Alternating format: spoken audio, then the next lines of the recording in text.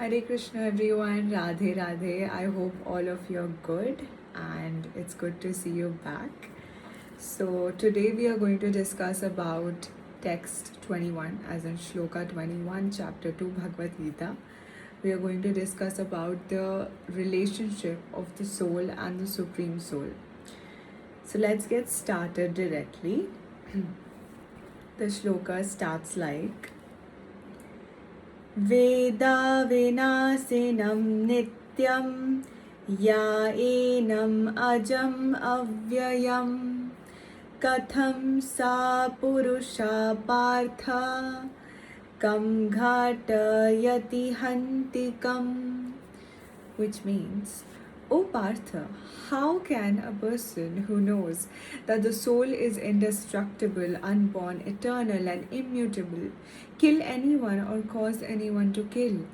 Everything has its own proper utility, and a man who is situated in complete knowledge knows how and where to apply a thing for its proper utility.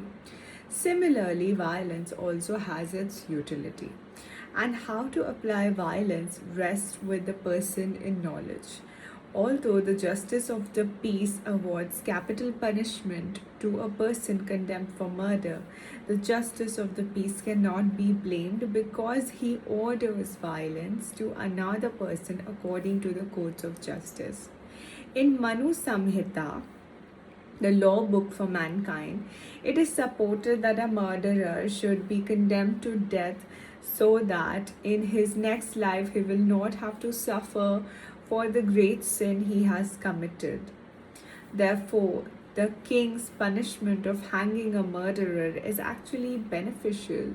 Similarly, when Krishna orders fighting, it must be concluded that violence is for supreme justice, and as such, Arjuna should follow the instruction, knowing well that such violence committed in the act of fighting for Krishna is not violence at all, because at any rate the man, or rather the soul, cannot be killed. So for the administration of justice, so-called violence is permitted.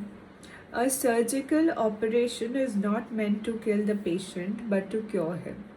Therefore, the fighting to be executed by Arjuna at the instruction of Krishna is with full knowledge, so there is no possibility of sinful reaction. So here, this means that the soul is eternal in nature, and hence a person who knows this cannot kill or cannot cause to kill or cannot be killed, right?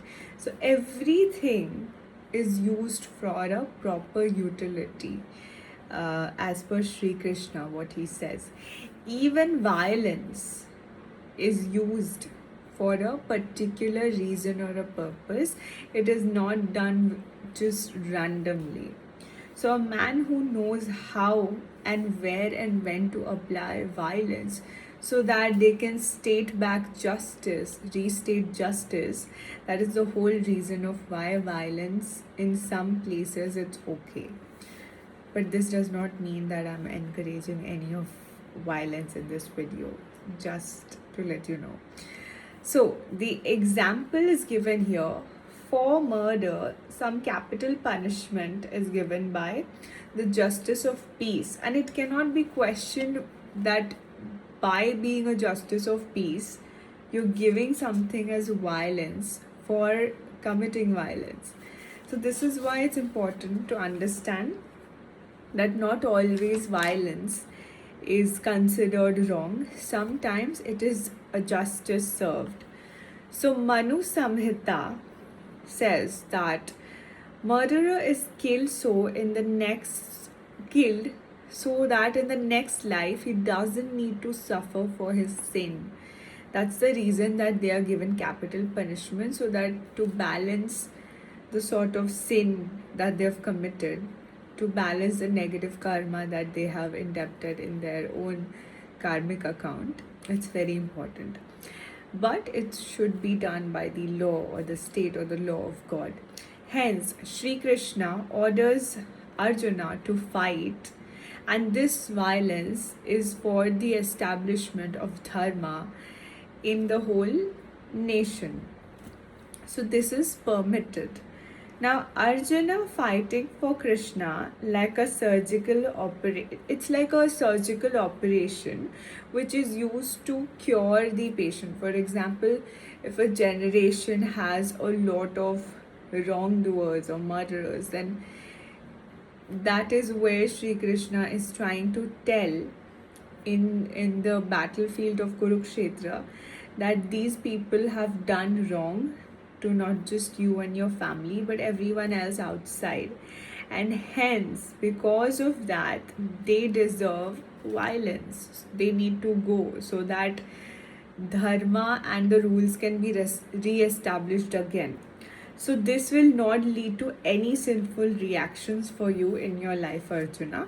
Do not be scared. Go ahead and do your duty. As a Kshatriya, you're supposed to fight and stand for justice. This is what Sri Krishna is trying to tell us. Just like this, we have so much to learn from this